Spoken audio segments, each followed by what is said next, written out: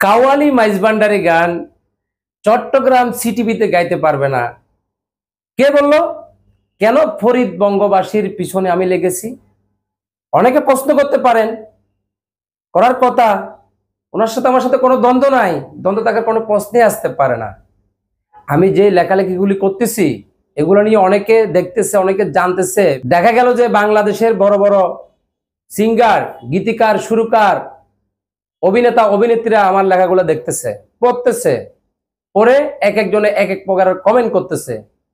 ফরিদ বঙ্গবাসী কি করেছে না করেছে সেটা আমার দেখার বিষয় না, মুখ্য বিষয় না।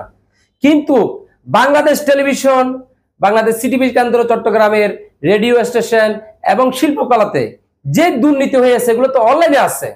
এগুলো তো আমার মুখের কথা না। যারা এখানে কমেন্ট গুলো করতেছে এরা কি লিখতেছে, এরা কি দিচ্ছে, এদেরকে আমি শিখে দিছি? এদেরকে আমি চিনিও না যারা কমেন্ট করতেছে। আমার কথা হচ্ছে যে কেন আমি ফরিদ বঙ্গবাসীর পিছনে লাগলাম। আমি কিছুদিন আগে আমাদের চট্টগ্রাম দক্ষিণ অঞ্চলের গর্ব, বাংলাদেশের গর্ব, বিএনপির স্থায়ী কমিটির সদস্য যেদিন সর্বপ্রথম চট্টগ্রামে আসে, বিশেষ করে আমাদের সালাউদ্দিন আহমেদ, সেদিন চট্টগ্রাম কাজী ডেরির একটু সামনে বিশাল একটি প্রোগ্রাম হয়। সেই প্রোগ্রাম শেষ করে আমি ফরিদ বঙ্গবাসীর কাছে যাই আমাদের দেশ নায়ক তারেক রহমানের নামে একটি গান করার জন্য। আরেকটি আমি যে সংগঠন করি, জিয়া সাংস্কৃতিক সংগঠন জিসাসের প্রতিষ্ঠাতাবাসীর জন্য একটি গান, দুইটি গানের জন্য তার কাছে যাই। আমার সাথে আমার একজন বন্ধুকে নিয়ে যাই, যার নাম আমিন তালুকদার, চট্টগ্রাম উত্তর জেলা যুব দলের সহ যোগাযোগ বিষয়ক সম্পাদক। তারপর পর আরেকজন আসে ফটিকছড়ি উপজেলা যুব দলের যুগ্ম সম্পাদক রুল আমিন ভাই। তিনজন ব্যক্তি আমরা ওখানে ছিলাম। আমার প্রশ্ন হলো যে আমি ওনাকে বললাম, ভাই আমি দুইটা গান রেকর্ড করব, ওনার স্টুডিওতে যাই বললাম ফরিদ বঙ্গবাসীকে। উনি আমাকে বলল, আমি তো এখন বিজি আছি, আমাকে সময় দিতে হবে। সময় দিতে গেলে তো আমার টাইম চলে যাবে আমার প্রতিষ্ঠাতাবাসীকে সামনে।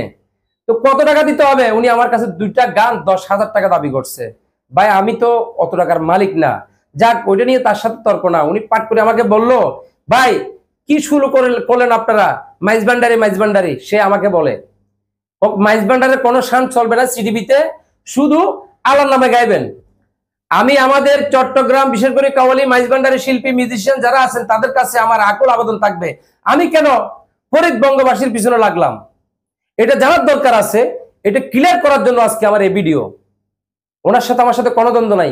উনি আমাদের চট্টগ্রামের না, কিন্তু আমাদের চট্টগ্রামে সে বাস করে।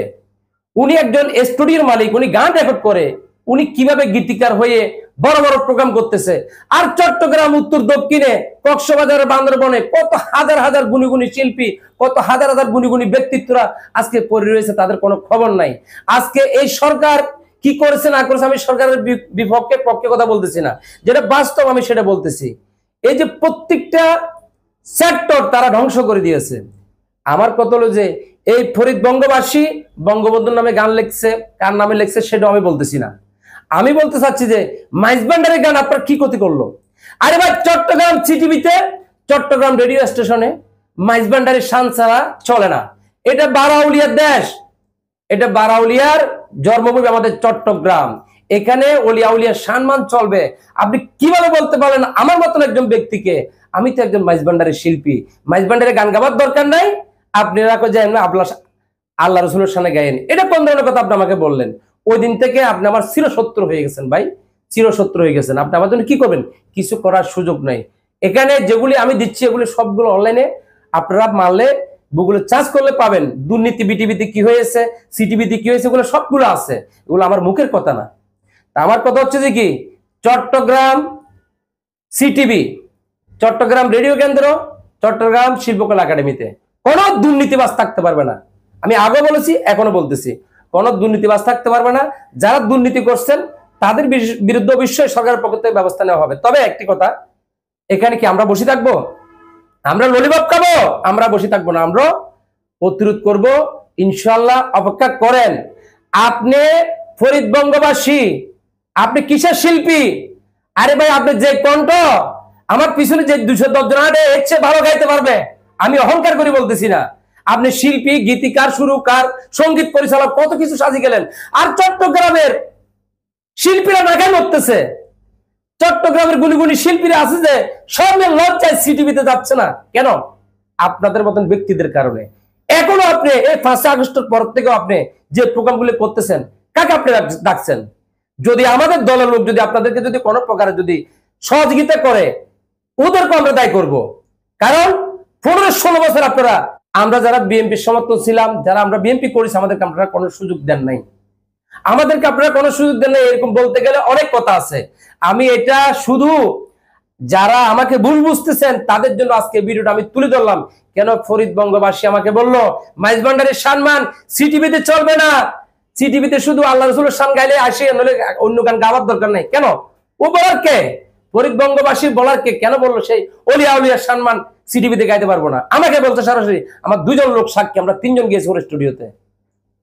আর ও আমাকে বলে আরে আমাদের দলের কিছু কিছু লোক ওর সাথে মিশে এখন অনেক কিছু করতেছে। আরে ভাই, আমি আমার দেশ নায়ক তারেক রহমানের জন্য একটি গান রেকর্ড করার জন্য গিয়েছিলাম, সে আমার কাছে 2টা গান 10,000 টাকা দাবি করেছিল। এই বিষয় নিয়ে তো আপনারা এখন কিছু বলবেন না। যাই হোক, আমি আবুল হাশেম আজাদ যেটার পিছনে লাগি সেটার থেকে আমি পিছ পাওয়া যায় না। আমার জীবন যাবে সেই চিন্তা আমি করি না। আমি চাই চট্টগ্রাম সিটি বিজ্ঞান রেডিওতে সর্বশ্রেণীর মানুষ যার যেই দায়িত্ব আছে সেই দায়িত্ব পালন করবে। যে শিল্পী সে গান গাবে, যে গীতিকার সে গান লিখবে, যে সঙ্গীত পরিচালনা করবে সে, তবে কাকে দিয়ে করবেন? যিনি যোগ্য তাকে দিয়ে করাইতে হবে, অযোগ্য দিকে না। আমরা দেখেছি সাধারণ একদম পারকাশন ম্যান দিয়ে সিটিভিতে বিভিন্ন শিল্পীদেরকে ডেকে গান করাইছে, আমাকে দিয়ে করাইছে, প্রমাণ আছে। আমি সিটিভিতে এখনো 2টা-3টা পেমেন্ট পাবে নি নাই, এগুলো বলার জন্য শুধু। হ্যাঁ, আরো অনেক কথা আছে, এগুলো বলতে গেলে লম্বা, ভিডিওটা লম্বা হয়ে যাবে, অনেকে শুনবে না। আমার শেষ কথা, আমি আন্দোলন থেকে পিছ পাওয়া হবো না। আমাকে যদি আমার দলের পক্ষ থেকে যদি বলে প্রয়োজনে আমি আত্মহত্যা করব, মাগার আমি পিছপা যাবো না। আমার চট্টগ্রাম, উত্তর, দক্ষিণ সারা বাংলাদেশে যেই অসহায় শিল্পীরা আছে, আমি শিল্পীদের পিছনে কাজ করে যাব। এদেরকে অবশ্যই মূল্যায়ন করতে হবে। গ্রামে গঞ্জে যে সকল শিল্পীরা আছে তাদেরকে এনে সম্মান দিতে হবে, নতুন করে অডিশন দিয়ে যেটিকে তাকে রাখতে হবে, এবং বিচারক দিতে হবে ভালো একজন শিক্ষককে, ভালো একজন যিনি জানে, যার কাছে জ্ঞান আছে, যিনি গান সম্পর্কে বুঝে, তাকে দিয়ে বিচার করাইতে হবে। যাকে তাকে বিচারক দিয়ে অমুককে বাদ দিবেন, অমুককে রাখবেন, সেগুলো আর চলবে না। এ বলে শেষ করলাম। আসসালামু আলাইকুম।